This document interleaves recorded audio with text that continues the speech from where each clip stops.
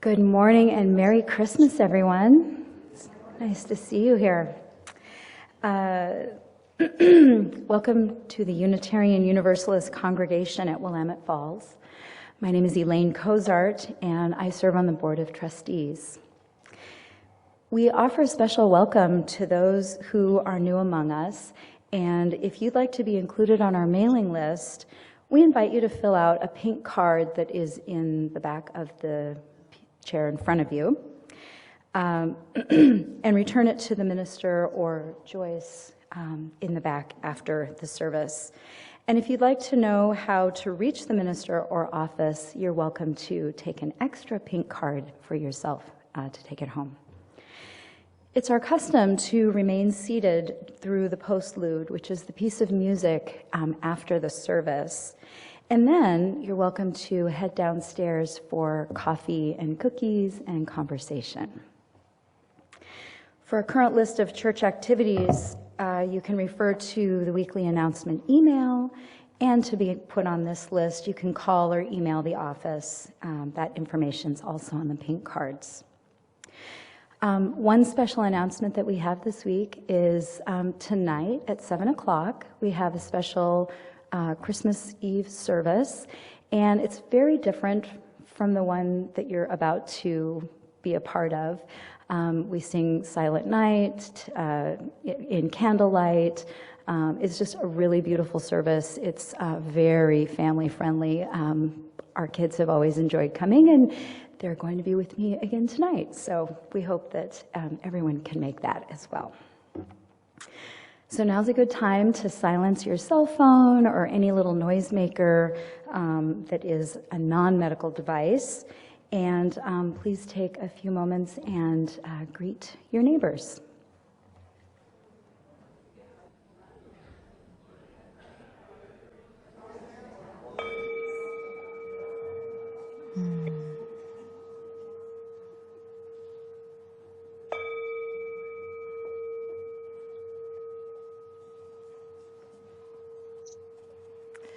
Almost every Sunday, we have a particular chalice lighting that we all say together. But because it's Christmas Eve, we're going to do a different one today. And Atticus Malcolm Young is going to come up and light our chalice for us.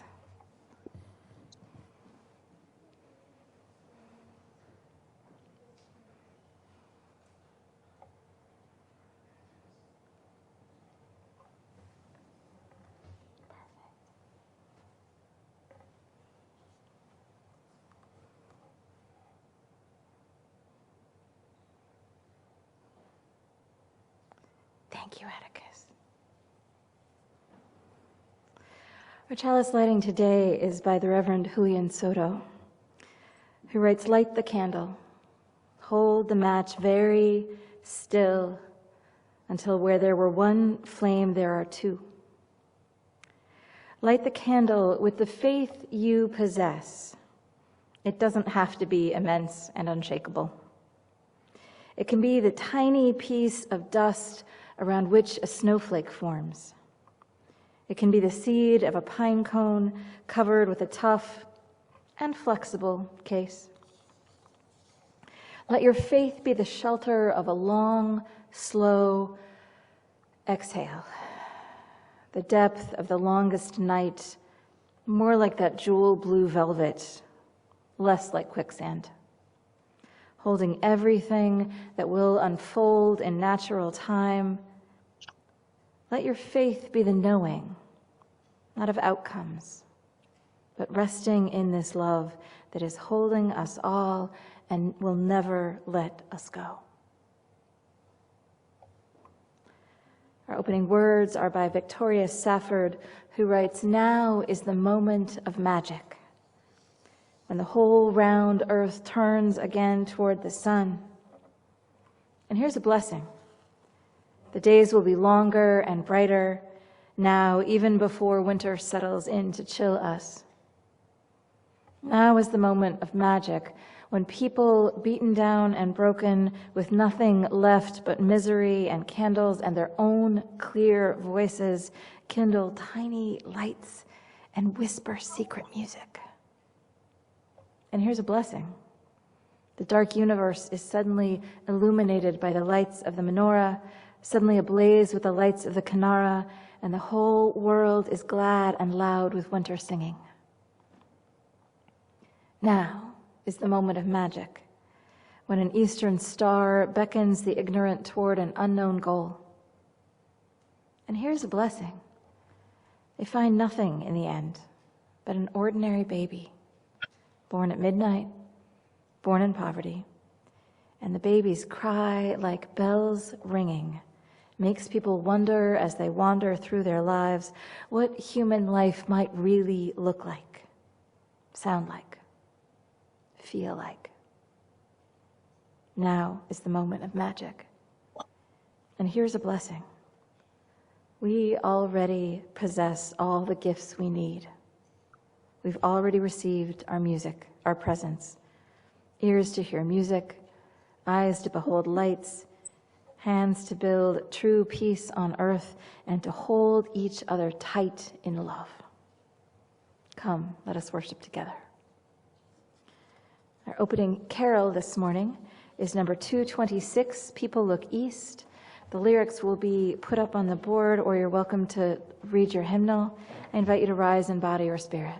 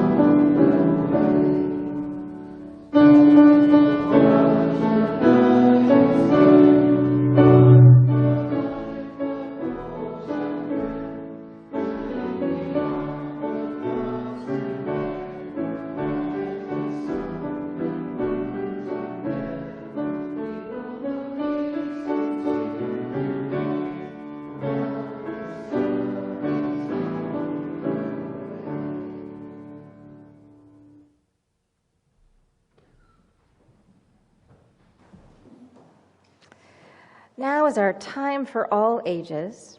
Usually I invite the kids to come forward, and if they would like to come forward, they are welcome to, but I only see about 2 people under the age of, say, 15. So if you'd like to stay back there, you're welcome to. And if you want to come up and be closer, you're welcome to do that too. But it's kind of a long story, so I'm going to read it from up here. So this story is called The Fourth King, and it's the story of The Other Wise Man by Ted Seeger, and it was adapted by Emily Jones, who is a director of religious education. Hello!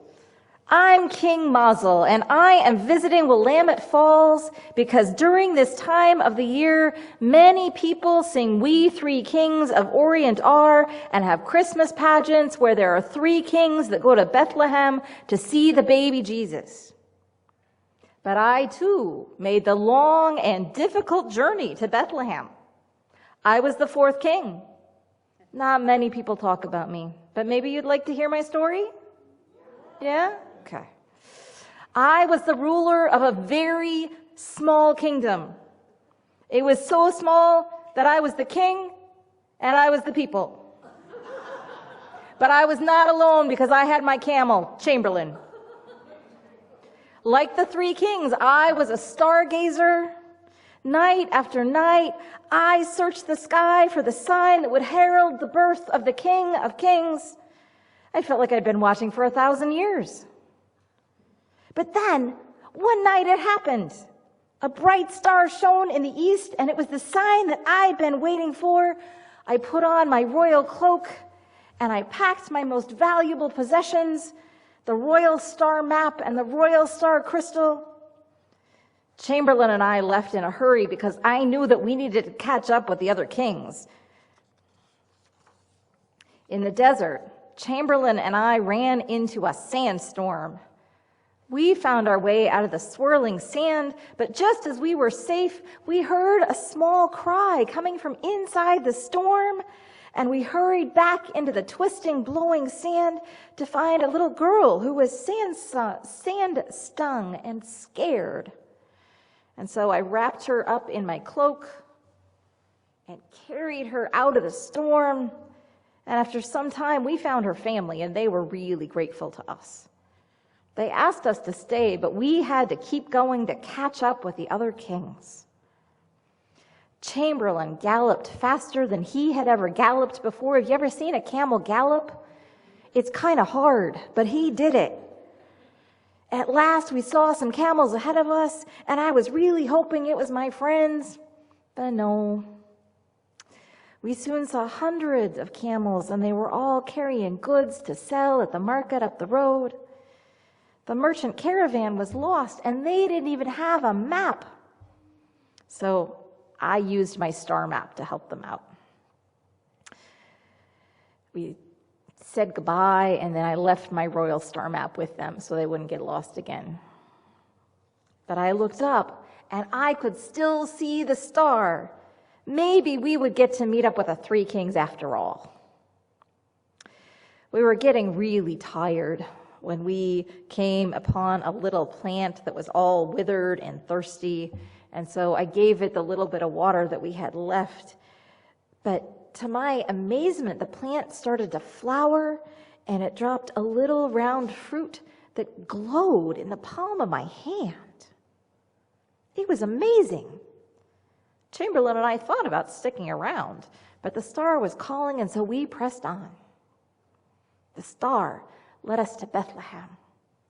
And there we met some shepherds who had visited a baby and seen the three kings. My heart was so happy. But the shepherds stopped us because something terrible was happening in Bethlehem. Soldiers were sent to take all the little kids and all the little babies in the town. I thought of the tiny baby born in a stable, and I knew that I and Chamberlain had to save him. We left the children with the shepherds, and we raced down the hillside. Chamberlain galloped again, and there were soldiers searching the valley, and so we hid until they passed. And then, out of the shadows, a man appeared leading a donkey, and on top of the donkey was a lady with a baby in her arms. And they looked scared, and the baby was starting to stir. And so I beckoned them to our hiding place, and not a moment too soon, because then the soldiers came. And we all were really, really quiet, but the baby didn't know that it was supposed to be quiet. And so he started to fuss, and I gave him the star fruit from my pocket that was glowing, and he took it, and he looked at it, and he was quiet. But the soldiers turned back, and they were getting closer, and there was only one thing to do. We knew we had to distract those soldiers, and so Chamberlain and I leapt out into the road and started running, and the plan was working because the soldiers were all chasing us, and the family with the baby could get out of there. We ran as fast as we could, but the soldiers were gaining on us, and just when we thought we were goners, the earth shook and our ears filled with thunder. And the soldiers were afraid and left, really confused because they couldn't figure out what was going on. Chamberlain and I were alone, finally, and we discovered that we made it to the stable, but the stable was all empty. Our journey had been in vain, and I was really sad. But then, the best thing happened. I heard a voice speak softly, and it said, "King Mazel, you're not too late. You were always with me. When I was lost, you showed me the way. When I was thirsty, you gave me water. When I was in danger, you saved me. You were always there when I needed you, and I will be with you forever. Hearing those words, I knew that my journey was over. My heart was filled with joy.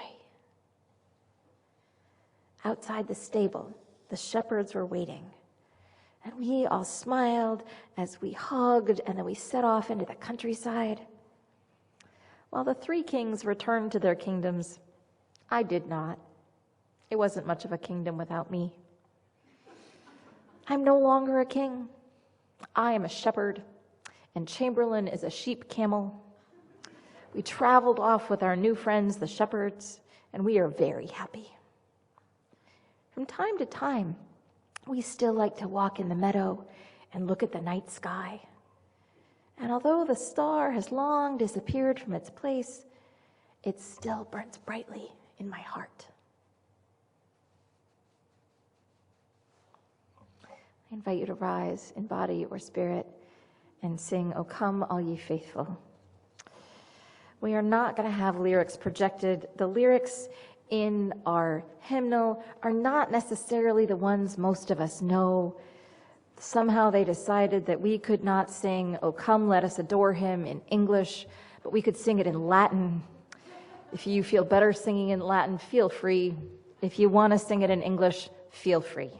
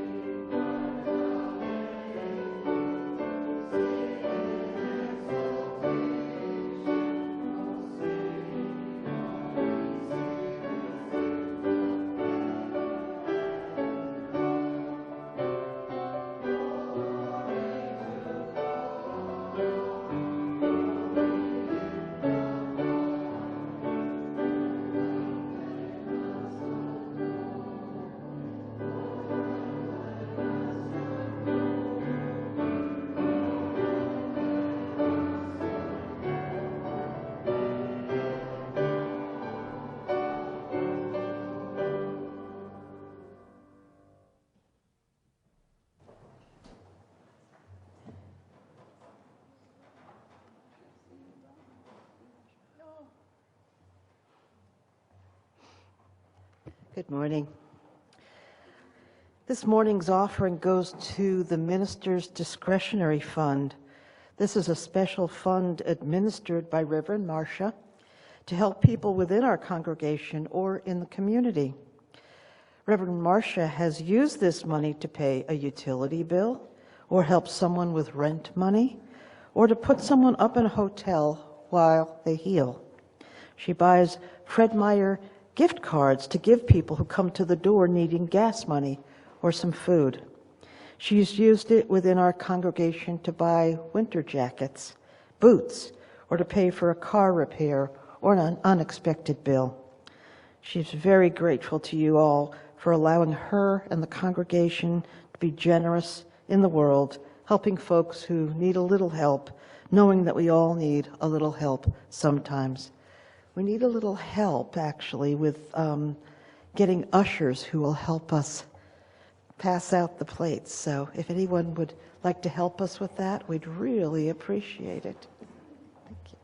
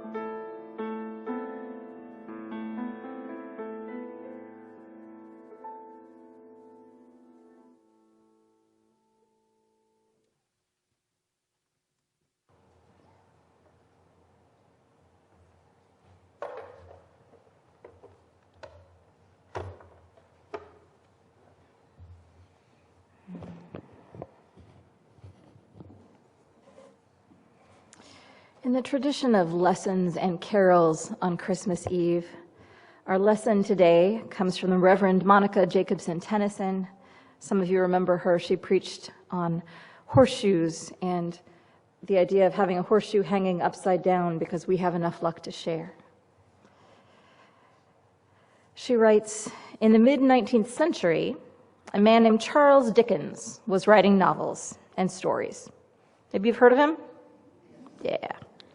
He liked Christmas, and he published stories about Christmas adventures in magazines and even included one inside the Pickwick Papers, one of his own novels. In that story, called The Story of the Goblins Who Stole a Sexton, a grumpy sexton, a person who takes care of the church buildings and grounds. Our sexton is not a grumpy person. Is kidnapped by goblins who show him the past and the future to help him learn about human suffering and cause him to change his life to be more loving, which might sound familiar. Telling ghost stories at Christmas time was common in England in the 19th century, and maybe this is because Christmas is so close to the winter solstice, the longest night of the year, and so people huddled together on long, dark evenings and told spooky tales.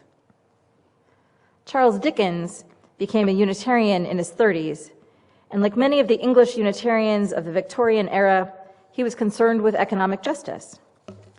He witnessed children working in tin mines and starving in poverty. And in February of 1843, he read a government report about children exploited and injured in factory work, living in crowded homes without enough food or heat or medical care. And determined to bring this horrific problem to the awareness of others, he set out to publish a pamphlet entitled An Appeal to the People of England on Behalf of the Poor Man's Child, which may not have been a bestseller. But Dickens changed his mind and decided to find another way of working to transform society.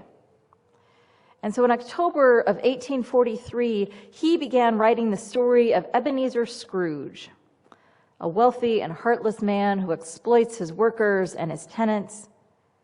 Dickens wrote the whole thing at incredible speed, finishing it in just 6 weeks, coming up with much of it in his head while walking 15 to 20 miles around London at night. It was, maybe, one of those stories that feels like it comes through a writer rather than comes from. A story determined to come into the world and create an opening for hope and possibility. The story was called A Christmas Carol, and Dickens took the metaphor of a carol, an entertaining and engaging treat for parties, not a serious lecture or sermon or pamphlet, so far as to divide the book not into sections or parts, but into staves, like staffs of music. Its full title is A Christmas Carol in Prose, being a ghost story of Christmas by Charles Dickens. In A Christmas Carol, Scrooge is visited on Christmas Eve by the ghost of Jacob Marley, his business partner who died 7 years ago. Marley says, "It is required of every man that the spirit within him should walk abroad among his fellow men and travel far and wide. And if that spirit does not forth in life, it is condemned to do so after death. It is doomed to wander through the world, oh, woe is me, and witness what it cannot share, but might have shared on earth and turn to happiness." He goes on to lament that when he was living, he never followed a star to a poor home, like when the 3 wise men followed a star to the stable where Mary and Joseph sheltered. He never looked for hope in a new baby or invested in helping his neighbors in need. Marley has come now to stop Scrooge from making the same mistakes while there's still time. And as Marley's ghost departs, Scrooge looks out his window and sees that the streets are crowded with ghosts, wailing at their inability to help the living, having failed to help others in life. Scrooge is visited not by goblins, but by 3 ghosts, and you might know the story. They show Scrooge Christmases past, present, and future. We learn that Scrooge was a lonely boy, that he grew to prize money over love, that he lost his chance to be a husband and father. The Ghost of Christmas Present shows Scrooge the home of his employee, Bob Cratchit, poor and with not quite enough food, but still a home filled with family and love. 2 of Cratchit's children work or are starting to work long hours to bring in a little money, and one child, called Tiny Tim, is ill with some unspecified condition that would be better if they just had the money to take him to a doctor. Finally, the Ghost of Christmas Future shows Scrooge his own death and a grieving Cratchit family after Tiny Tim's death. The reminder that everyone must someday die brings Scrooge and us back to the words his nephew spoke early in the story, that Christmas is the time for everyone to think of people less fortunate than them, as if they really were fellow passengers to the grave and not another race of creatures bound on other journeys. He awakes, finds it's Christmas morning, and immediately sets off to make changes in his life, especially to his employee, Bob Cratchit. What are we to take from this ghost story? Dickens is teaching us that so long as we are living, we have the choice to help or hurt one another, and that we're all connected and even interrelated. To ignore these facts is to create a harmful world that will ultimately cause misery to ourselves and others. And while the story did not instantly create government programs to address child poverty, it did inspire readers to give generously, to treat their own employees better, and to practice hospitality. As Michael Timko wrote in a 2005 UU World article, with Scrooge's transformative change of heart, Dickens illustrates that his readers, too, can be converted from a harsh, complacent, selfish worldview to one of love and hope and charity, and like Scrooge, can again become part of the human community. For Dickens, that was the true meaning of Christmas. Now Diane is going to sing for us.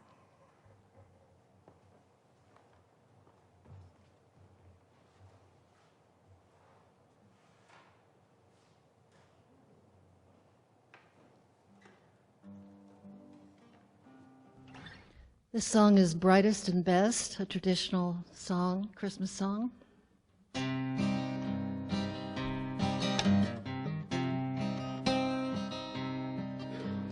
Hail, blessed morn, see the great mediator down from the regions of glory descend. Shepherds go worship the babe in a manger.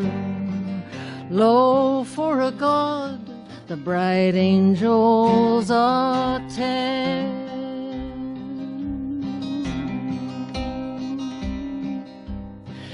Brightest and best of sons of the morning, dawn on our darkness and lend us thine aid.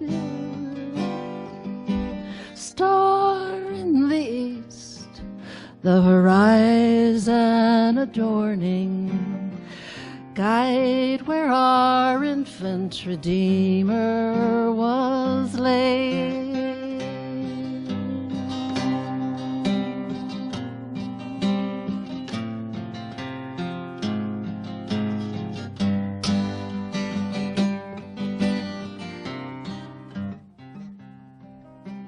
Cold on his cradle, the dewdrops are shining. Low lies his bed with the beasts of the stall. Angels adore him in slumber reclining. Wise men and shepherds before him do fall. Brightest and best of sons of the morning, dawn on our darkness, lend us thine aid. Star in the east, the horizon adorning, guide where our infant Redeemer was laid.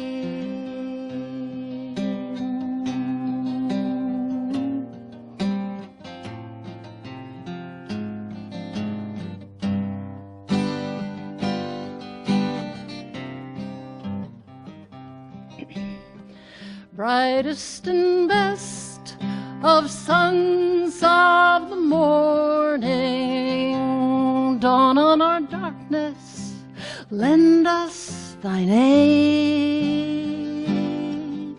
Star in the east, the horizon adorning, guide where our infant Redeemer was laid.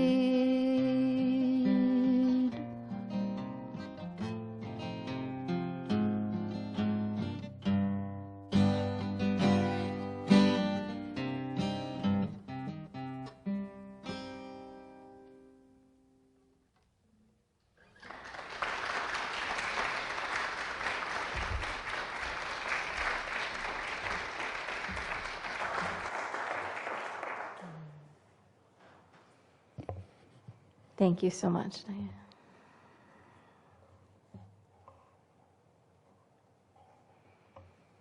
In the mid-19th century, as Christmas trees and decorations were becoming widespread in the United States, so was the practice of singing Christmas carols. Many songs were written and shared during that time, and some have continued to be sung and passed down to us. One was written by a Unitarian minister named Reverend Edmund Hamilton Sears, who was serving part-time at a church in Massachusetts in 1849. And at that time, most people didn't sing carols in church because they were considered to be more like pop music, secular and a little frivolous. Old hymns like "O Come All Ye Faithful" were for singing in church. But still, Reverend Sears, a pacifist and abolitionist, wrote words that spoke of the ancient story about the promise of peace on earth and goodwill to all, and about his longing to see that promise come true in his day. The United States at that time had just ended the Mexican-American War, and tensions were building toward the Civil War that was coming soon. We don't know if this carol was sung for the first time in a Sunday school classroom or at the Sears' home on Christmas Eve. We actually don't know what it sounded like because the melody we know today wasn't written until the next year in 1850.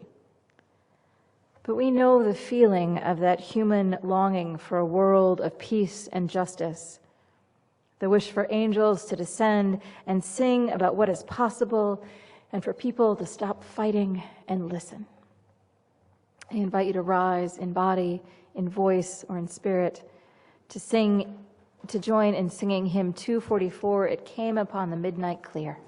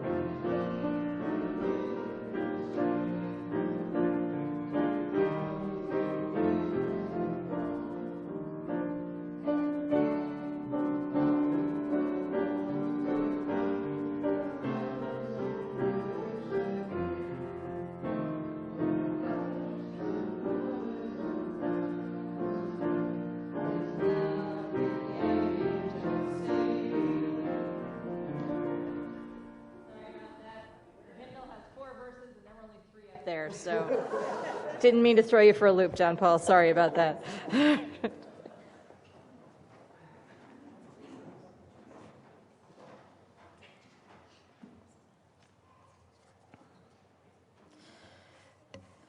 This reading is Luke 1:20 from the Gospel of Luke, and it says, "In those days a decree went out from Emperor Augustus that all the world should be registered. This was the first registration and was taken while Quirinius was the governor of Syria. All went to their own towns to be registered. Joseph also went from the town of Nazareth in Galilee to Judea, to the city of David, called Bethlehem, because he was descended from the house and family of David.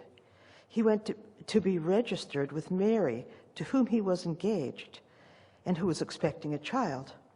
While they were there, the time came for her to deliver her child, and she gave birth to her firstborn son and wrapped him in bands of cloth and laid him in a manger, because there was no place for them in the inn. In this region, there were shepherds living in the fields, keeping watch over their flock at night. Then an angel of the Lord stood before them, and the glory of the Lord shone around them, and they were terrified. But the angel said to them, 'Do not be afraid, for I am bringing you good news of great joy for all the people. To you is born this day in the city of David a Savior, who is the Messiah, the Lord. This will be a sign for you. You will find a child wrapped in swaddling clothes and lying in a manger." And suddenly there was with the angel a multitude of the heavenly host, praising God and saying, "Glory to God in the highest, and on earth peace, goodwill to all." When the angels had left them and gone into heaven, the shepherds said to one another, "Let us go now to Bethlehem and see this thing that has taken place, which the Lord has made known to us." So they went with haste and found Mary and Joseph and the child lying in the manger. When they saw this, they made known what had been told to them about this child, and all who heard it were amazed at what the shepherds told them. But Mary treasured all these words and pondered them in her heart.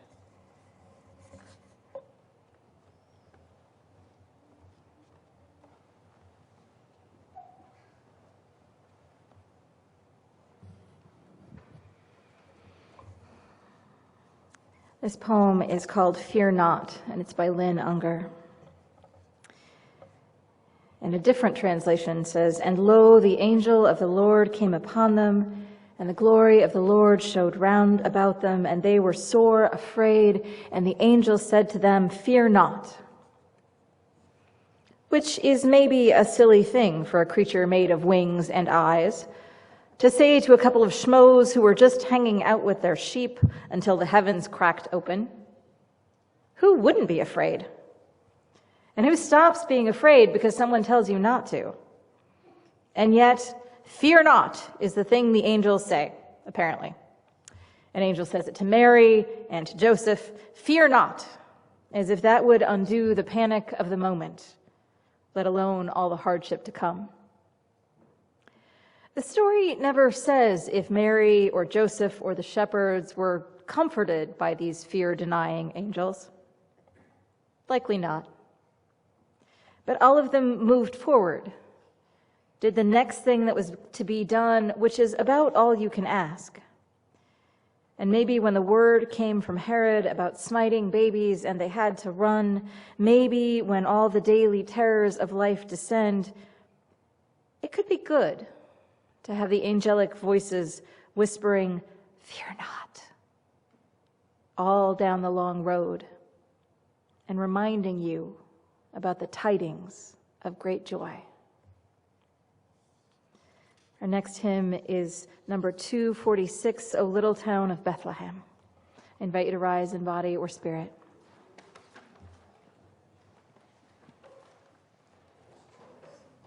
There are two, we're doing 246. 3 verses.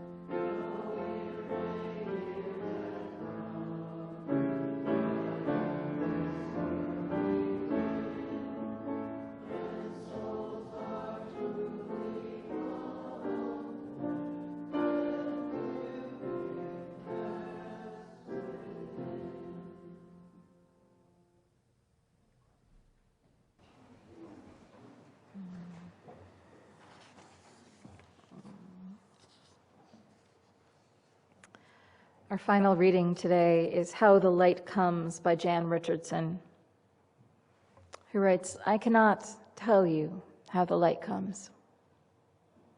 What I know is that it is more ancient than imagining, that it travels across an astounding expanse to reach us, that it loves searching out what is hidden, what is lost, what is forgotten, or in peril, or in pain. That it has a fondness for the body, for finding its way toward flesh, for tracing the edges of form, for shining forth through the eye, the hand, the heart. I cannot tell you how the light comes, but that it does, that it will. That it works its way into the deepest dark that enfolds you, though it may seem long ages in coming or arrive in a shape you did not foresee. And so may we this day turn ourselves toward it. May we lift our faces to let it find us. May we bend our bodies to follow the arc it makes. May we open and open more and open still to the blessed light that comes. I'm going to invite you to settle in your seats and just take a moment in quiet meditation.